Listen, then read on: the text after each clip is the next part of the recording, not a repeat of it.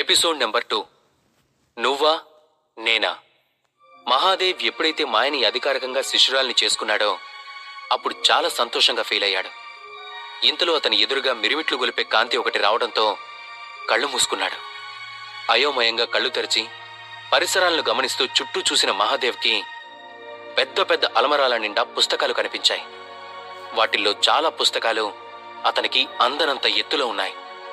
రకరకాల కలర్స్తో అర్థమయ్యి కానట్టు ఉన్న అక్షరాలతో ఉన్న పుస్తకాలు అతన్ని ఆకర్షిస్తున్నాయి. వావ్, ఇంత పెద్ద లైబ్రరీని నేను ఎప్పుడూ చూడలేదు. అసలు ఇన్ని పుస్తకాలను సేకరించి ఇంత పెద్ద లైబ్రరీని ఏర్పాటు చేసిందెవరు అని మనసులో ప్రశ్నించుకున్నాడు. ఎవరినైనా ఈ లైబ్రరీ గురించి అడుగుదాము అంటే అక్కడ ఎటు చూసిన పుస్తకాలే కనిపిస్తున్నాయి తప్ప మనిషి మాత్రం కనిపించట్లేదు. ఒక పుస్తకాన్ని తీసి చూడాలనుకుంటూ బుక్ షెల్ఫ్ వైపు నెమ్మదిగా అడుగులు వేశాడు. అతడు షెల్ఫ్ దగ్గరకు చేరుకుని చేతిని ముందుకు చాపి ఒక పుస్తకాన్ని అందుకోబోతుండగా ఎడారిలో ఒయాసిస్సులా ఆ లైబ్రరీ అతడికి దూరంగా జరుగుతూ కళ్ల ముందు కరిగి కనిపించకుండా పోయింది. ఆ క్షణమే మహాదేవ్ స్పృహలోకి తిరిగొచ్చి కళ్ళు తెరిచాడు. క్లాస్ రూంలో కూర్చొని ఉండటం గమనించి జరిగింది కలేమో అనుకుని అనాలోచితంగా టైం చూసుకున్నాడు. అప్పటికి మధ్యాహ్నం కావడంతో లంచ్ చేసిన తర్వాత ఇంకొక 2 విద్యార్థులనైనా చేర్చుకోవాలని నిర్ణయించుకుని మెస్కొచ్చి కిటికీ పక్కన కూర్చున్నాడు. ఒక స్టూడెంట్ని సంపాదించానన్న సంతోషంలో ఎలా అయినా ఆలే టీచర్ని కలిసి ఆమెతో సంతోషాన్ని పంచుకొని ఆమె ఇచ్చే సర్ప్రైజ్ ఏమై ఉంటుందా అని ఆలోచించసాగాడు. అలా ఆలోచిస్తూనే కిటికీలో నుండి ఆకాశం వైపుకు చూశాడు. సూర్యుడు నడినెత్తినున్నాడు. బయట ఎండ చురుక్కుమనిపిస్తుంది. ఆ ఎండకి కళ్ల ముందు ఒక మసక పొర కమ్మినట్టయింది. ఒకసారి కళ్ళు నులుముకొని ఆకాశంలో నల్లగా చుక్కలా కనిపిస్తున్న ఆకారం వైపు చూడగా అది కదలసాగింది. దానివైపే తీక్షణంగా చూస్తున్నాడు. ఆ చుక్క నెమ్మదిగా కిందకు దిగడం ప్రారంభించింది. ఆ తరువాత చుక్కకు రెక్కలొచ్చినట్టు కనిపించింది. ఆ చుక్క నెమ్మదిగా ఇంకాస్త కిందకు దిగింది. ఇప్పుడు దానిని స్పష్టంగా చూస్తూ తన భ్రాంతికి తనలో తానే నవ్వుకున్నాడు.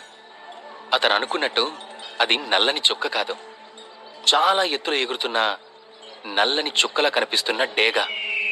ఈ డేగ ఆ సూర్యుడి వేడిని సైతం లెక్క చేయడం లేదు. దాని దృష్టి మొత్తం వేటాడబోయే జీవి మీదే ఉంది అని ఆలోచిస్తున్న మహాదేవ్కి తన పరిస్థితి గుర్తొచ్చింది. నేను కూడా ఈ డేగలాగానే నా దృష్టి మొత్తం విద్యార్థుల్ని సంపాదించుకోవడం మీదనే పెట్టాలి అని ఆ మెస్లో ఉన్న బల్ల మీద గుద్ది దృఢంగా నిశ్చయించుకున్నాడు. మహాదేవ్ మాస్టర్ అన్న మాట వినిపించడంతో లంచ్ చేస్తున్న అతని ఆలోచనలకి బ్రేక్ పడి తల పైకెత్తి చూశాడు. ఎవరితో అయితే మహాదేవ్కి ప్రమాదమో అతనే అక్కడ కనిపించాడు. అతనే రమేష్ మాస్టర్. రమేష్ ఇంటి పేరేంటో తెలియకపోయినా అతన్ని అందరూ కరాటే రమేష్ అని పిలుస్తారు. ఈ అకాడమీలో ఇంచుమించుగా మహాదేవ్తో పాటే జాయిన్ అయ్యాడు. రమేష్ టీచింగ్ స్కిల్స్ ఎలా ఉన్నా తన గొప్పల్ని మిగిలిన వాళ్లతో పోల్చి చూపిస్తూ అహాన్ని ప్రదర్శిస్తూ అవమానాలకు గురి చేస్తూ ఎదుటి వాళ్లపై ఒత్తిడి పెంచి వారి మీద పైచేయి సాధించి చివరికి వాళ్లు ఆత్మహత్య చేసుకునేందుకు కూడా ప్రేరేపిస్తాడు. రమేష్ నవ్వులో స్వచ్ఛత లేదు. విషపు నవ్వు అతని పెదాలకు నీలపు వర్ణాన్ని అద్దినట్టు ఉంది. అతని మొహంలో ప్రశాంతత లేదు. అణువణువు కుటిలత్వం కదలాడుతూ ఉంది. ఈరోజు కొత్తగా వస్తున్న విద్యార్థులు టీచర్లను ఎంపిక చేసుకుంటున్నారు కదా, మీ రిక్రూట్మెంట్ ఎలా జరుగుతుంది? ఇంత తాపీగా మీరు ఇక్కడ కూర్చొని లంచ్ చేస్తున్న విధానం చూస్తుంటే మీ రిక్రూట్మెంట్ ఏమాత్రం చెత్తగా లేదని అర్థం అవుతుంది అంటూ ఒక వంకర నవ్వు నవ్వాడు రమేష్. వెంటనే అతను వెనక నించున్న స్టూడెంట్స్ని చూపిస్తూ, వీళ్లే నేను రిక్రూట్ చేసుకున్న స్టూడెంట్స్, మొత్తం 12 మంది అని గర్వంగా చెప్పాడు రమేష్. కానీ అతని చూపులు మాత్రం, చూడు మహాదేవ్, నువ్వెప్పుడు నాకు 10 అడుగులు కిందే అన్నట్టు ఉన్నాయి. మహాదేవ్ రమేష్ మధ్య ఎటువంటి పగలు లేవు. కానీ ఇద్దరూ ఒకేసారి అకాడమీకి రావడంతో వాళ్ల మధ్య సాధారణంగానే పోటీ ఏర్పడింది. ఆ పోటీలో మహాదేవ్ని అవమానించేందుకు ఏ ఒక్క సందర్భాన్ని కూడా వదులుకోలేదు రమేష్. రమేష్ రిక్రూట్ చేసుకున్న స్టూడెంట్స్ ఆ ప్రాంతాన్ని గమనిస్తూ ఉండగా, చూడండి స్టూడెంట్స్, మీ అందరికీ ఇప్పుడు ఒక వ్యక్తిని పరిచయం చేస్తాను. ఈయన మన అకాడమీ మొత్తానికి ఫేమస్. ఆయన పేరు మీద ఒక అరుదైన రికార్డు కూడా ఉంది అని చెప్తూ నవ్వు నాపుకునే ప్రయత్నం చేశాడు. ఏం రికార్డ్ సార్ అది అని ఒక స్టూడెంట్ అమాయకంగా అడిగాడు. తీరా అకాడమీ ప్రారంభించిన దగ్గర నుండి టీచర్ ఎలిజిబిలిటీ టెస్ట్లో 0 మార్క్స్ తెచ్చుకొని నెంబర్ 0 అనే నిక్నేమ్ సాధించి చరిత్ర సృష్టించిన ఫస్ట్ టీచర్ ఇతనే. పేరు మహాదేవ్ అని చెప్పడం ముగించాడు రమేష్. ఓ, నెంబర్ 0 మహాదేవ్ అంటే ఇతనేనా అని నెమ్మదిగా గుంపు నుంచి ఒక గొంతు వినిపించింది. అయ్యో, ఇక్కడికి వచ్చే ముందు ఇతని గురించి నేను ఆల్రెడీ విన్నాను.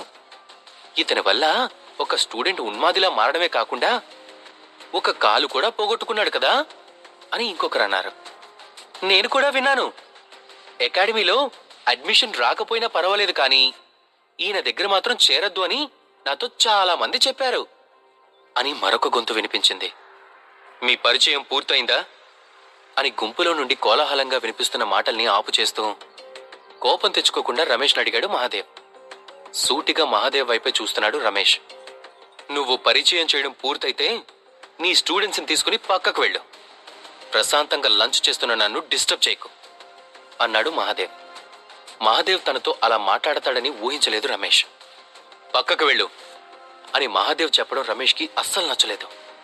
ఆ మాటకు రమేష్ ముఖం నల్లగా మాడిపోయింది.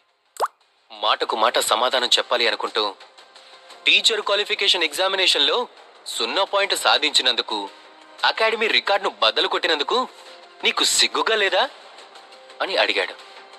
సిగ్గా అని చిన్నగా నవ్వాడు మహాదేవ్. మరింకేంటి, 0 వచ్చినందుకు కుమిలి కుమిలి ఏడవాలి కానీ ఇలా నలుగురిలోకి రావటం వల్ల ఏం ఒరుగుతుంది అని ప్రశ్నించాడు రమేష్. నేనెందుకు సిగ్గుపడాలి? అయినా నువ్వే చెప్పావు కదా నేను ఫేమస్ అని. కనీసం నన్ను చూడకుండా, నాతో మాట్లాడకుండా కూడా నా గురించి కొత్తగా వచ్చిన ఈ విద్యార్థులందరికీ తెలుసు. మరి నీ సంగతేమిటి అని కళ్ళెగరేశాడు మహాదేవ్. అతనేం చెప్తున్నాడో రమేష్కి ఒక్కసారిగా అర్థం కాలేదు. అకాడమీకి రాకముందు నువ్వు ఎవరో నీకైనా గుర్తుందా? అవసరం లేనప్పటికీ ఈ స్టూడెంట్స్ అందరినీ మెస్కి ఎందుకు తీసుకొచ్చావో నాకు తెలియదనుకుంటున్నావా? నువ్వు ఇంత చేసినా వాళ్ళు నిన్ను టీచర్గా గుర్తిస్తారని అనుకుంటే నీకన్నా మూర్ఖుడు ఎవరూ ఉండరు. నువ్వు గొప్ప గురువు అని గర్వపడుతున్నావు కదా, అసలు నువ్వు ఏం సాధించావని అని ప్రశ్నలు సంధించాడు మహాదేవ్. నిజానికి అక్కడ ఎవరైనా మహాదేవ్లా ఉపాధ్యాయ అర్హత పరీక్షలో 0 మార్కులు సాధిస్తే భయంతో తలదించుకుంటారు. కానీ మహాదేవ్ దానికి పూర్తిగా వ్యతిరేకం. అతను ఆనందంగా ఉన్నాడు. క్యాంపస్లో తలెత్తుకు తిరుగుతున్నాడు. పైగా రమేష్ ఎగతాళి చేసినందుకు ఏమాత్రం బెదరకుండా ఎదురు ప్రశ్నిస్తున్నాడు. మహాదేవ్ మాటలకు రమేష్ హృదయం పగ్గున మండింది. అతని ముఖం కోపంతో ఎరుపెక్కింది. ఇటువంటి సందర్భంలో తన గురించి ఇక ఏం గొప్పలు చెప్పుకోవాలో అతనికి అర్థం కాలేదు. రమేష్ వెనక నించున్న స్టూడెంట్స్కి కూడా అసలు అక్కడ ఏం జరుగుతుందో అర్థం కాలేదు. నేనేం సాధించానో సాధించలేదో నీకే అర్థం అవుతుంది. ఫస్ట్ నువ్వు ఒక్క స్టూడెంట్ అయినా చేర్చుకో, అప్పుడు చూద్దాం అని వినితిరగబోయాడు రమేష్. సరిగ్గా అదే సమయంలో, మహాదేవ్ మాస్టారు మీరు అంటున్నట్లు చెడ్డవాడు కాదు, అతని వ్యక్తిత్వం చాలా గొప్పది అని ఒక అమ్మాయి మాటలు వినిపించాయి రమేష్కి. ఆ అమ్మాయి పక్కనున్న అబ్బాయి మాత్రం, నీకేం తెలీదు, నువ్వు నోరు మూసుకో. అప్పటికి బయలుదేరేప్పుడు చక్రధర్ మాస్టర్ దగ్గరకు వెళ్ళమని చిలక్కి చెప్పినట్టు చెప్పాను. కానీ నా మాట లెక్క చేయకుండా ఈ నెంబర్ 0ని టీచర్గా సెలెక్ట్ చేసుకున్నావు అని విసుక్కుంటూ అన్నాడు. మీరెందుకు అనవసరంగా ఇలా మాట్లాడుతున్నారో నాకు అర్థం కావడం లేదు. నేను సరిగ్గా శిక్షణ పొందితే నేనే టాప్ స్టూడెంట్ అవ్వగలనని ఆయన నాకు చెప్పారు అని అమాయకంగా చెప్పింది అక్కడికొచ్చిన మాయ. నువ్వు అతని దగ్గర చేరితే నువ్వు టాప్ ప్లేస్లో ఉండడం అనేది ఒక కలగా మిగిలిపోతుంది, అంతే. నువ్వు ఇప్పటికైనా విత్డ్రా చేసుకో, లేకపోతే ఈ విషయం మీ అన్నయ్యకి తెలుస్తుంది, ఆ తర్వాత అతను నిన్ను చంపేస్తాడు అని మాయని భయపెట్టాడు ఆ అబ్బాయి. అన్నయ్యా అని దీర్ఘం తీసింది మాయ. అన్న గురించి తలుచుకోగానే మాయకి వణుకు పుట్టింది. మాయతో ఆ అబ్బాయి సంభాషణ విన్నాక రమేష్ కొంచెం కుదుటపడ్డాడు. అసలు మహాదేవ్కి స్టూడెంట్ దొరికింది అనగానే టెన్షన్ పడ్డాడు, కానీ ఇప్పుడు కొంచెం రిలాక్స్ అయ్యాడు. అందుకే మెరిసి కళ్ళతో ఒక వంకర నవ్వు నవ్వుతూ లంచ్ చేస్తున్న మహాదేవ్ వైపు చూసి, మహాదేవ్ సార్, చూడబోతే మీరు ఇంతకు ముందే రిక్రూట్ చేసుకున్న మీ కొత్త స్టూడెంట్ మీ దగ్గర నుంచి తప్పించుకొని పోయేలా ఉంది. చూసుకోండి మరి అంటూ ఆల్రెడీ రగులుతున్న మంటల్లో ఇంకాస్త పెట్రోల్ పోస్తున్నట్టు మాట్లాడాడు. స్టూడెంట్స్ కానీ టీచర్స్ కానీ ఒకరినొకరు చూస్ చేసుకున్న తర్వాత తమ డెసిషన్ తప్పని భావిస్తే టోకెన్ తిరిగి ఇచ్చే ఛాన్స్ ఉంది. ఈ విషయం కొంతమందికి మాత్రమే తెలుసు. కావాలనే రమేష్ అందరి దృష్టిని ఆకర్షించాలని మహాదేవ్ని ఉద్దేశించి విత్డ్రా రూల్ని బయటకు చెప్పాడు. ఆ విషయం మాయతో పాటు అక్కడున్న యువకుడు కూడా విన్నాడు. ఆ యువకుడు వెంటనే కోపంగా మహాదేవ్ దగ్గరకు వెళ్ళి, మా మాయ ఇక మీద మీ స్టూడెంట్గా ఉండడానికి ఏమాత్రం ఇష్టపడట్లేదు అని తెగేసి చెప్పాడు. ఇంతలో మాయ కూడా మహాదేవ్ దగ్గరకు వెళ్ళి, మాస్టర్ అని ఏదో చెప్పబోయేలోపు మహాదేవ్ కల్పించుకొని, మాయా, నేను అంత త్వరగా ఎవరిని యాక్సెప్ట్ చేయనని నీకు ముందే చెప్పానుగా. నువ్వు తెలివైన దానివని, నీలో స్కిల్ ఉందని గమనించి నిన్ను యాక్సెప్ట్ చేశాను. ఇంత మంచి అవకాశం ఎందుకు వదులుకోవాలనుకుంటున్నావో నాకైతే అర్థం కావడం లేదు. ఎంతోమంది నా స్టూడెంట్స్ అవ్వాలని ఎదురు చూస్తున్నారు, కానీ వాళ్ళెవరికి ఇవ్వని అవకాశం నీకిచ్చాను. నేను ఇప్పటికే చాలా మందిని రిఫ్యూజ్ చేశాను. వేరే వాళ్ళని తీసుకుంటే నీ మీద ఫుల్గా ఫోకస్ పెట్టలేను అని మాయకి మరో మాట మాట్లాడే అవకాశం ఇవ్వకుండా గడగడ చెప్పేశాడు మహాదేవ్. అదంతా వింటున్న రమేష్, ఏంటి నీ గోలా? నీకసలు సిగ్గనేది ఏమైనా ఉందా? ఎంత ఈజీగా అబద్ధాలు చెప్పేస్తున్నావో నీకైనా అర్థం అవుతుందా? ఏంటేంటేంటి, నీ దగ్గర స్టూడెంట్స్గా ఉండడానికి అందరూ పోటీ పడుతుంటే నువ్వు రిజెక్ట్ చేస్తున్నావా? అబద్ధం చెప్తే అతికినట్టు ఉండాలి. అసలు ఒక్క స్టూడెంట్కైనా పాఠం చెప్పగల మొహమేనా నీది అని ఎగతాళి చేశాడు. ఇదంతా చూస్తూ సంజయ్ శేఖర్ చెయ్యి ఊపుతూ ఏదో చెప్పబోతున్న మాయను ఆపుతూ ఆ యువకుడు, చూడండి మాస్టర్, ఇక చెప్పడానికి ఏమీ లేదు. మాయా ఇక మీదట ఈ నెంబర్ 0కి స్టూడెంట్గా ఉండదు. ఆ ప్రాసెస్ ఏదో ఎక్స్ప్లెయిన్ చేస్తే మేం వెళ్ళిపోతాం అని చెప్పాడు. రావటం వెళ్ళిపోవటం అంతా మీ ఇష్టమేనా? ఇది ఇంత తేలికైన వ్యవహారం అనుకుంటున్నావా? బాగా ఆలోచించుకోండి. ఒక్కసారి నన్ను కాదని వెళ్ళిపోతే ఇంకెవరూ మాయని స్టూడెంట్గా యాక్సెప్ట్ చేయరు. తన ఫ్యూచర్ స్పాయిల్ చేద్దాం అనుకుంటున్నావా? తర్వాత జరిగేదానికి నువ్వు బాధ్యత తీసుకుంటావా మరి అని బెదిరింపు ధోరణిలో కాస్త గొంతు పెంచి అడిగాడు మహాదేవ్. అది అంటూ కాస్త నీళ్లు నమలుతూ వెనక్కి తగ్గాడు ఆ యువకుడు. స్టూడెంట్స్ అప్లికేషన్ వెనక్కి తీసుకోవచ్చు, కానీ దానివల్ల ఆ స్టూడెంట్కే చెడ్డ పేరు వస్తుంది. టీచర్ని కారణం లేకుండా వదిలేసిన వాళ్ళు వేరే టీచర్స్తో కూడా అలాగే బిహేవ్ చేసే అవకాశం ఉంది కనుక అలాంటి స్టూడెంట్స్ మీద ఎవరికి అంత మంచి అభిప్రాయం ఉండే అవకాశం లేదు. ఎంతైనా ఇది టీచర్స్ యొక్క గౌరవ మర్యాదలకు సంబంధించిన విషయం. అలాంటి స్టూడెంట్ని యాక్సెప్ట్ చేస్తే తన తోటి మాస్టర్ని అవమానించినట్లే కదా. ఎవరికైనా అది కరెక్ట్ కాదు. ఏ మాస్టరు కూడా యాక్సెప్ట్ చేయకపోతే ఇక ఆ స్టూడెంట్కి ఒక అకాడమిక్ ఇయర్ పోయినట్లే అని పెద్ద క్లాస్ ఇచ్చాడు మహాదేవ్. ఆ యువకుడు అదంతా విని కాస్త దూకుడు తగ్గించాడు.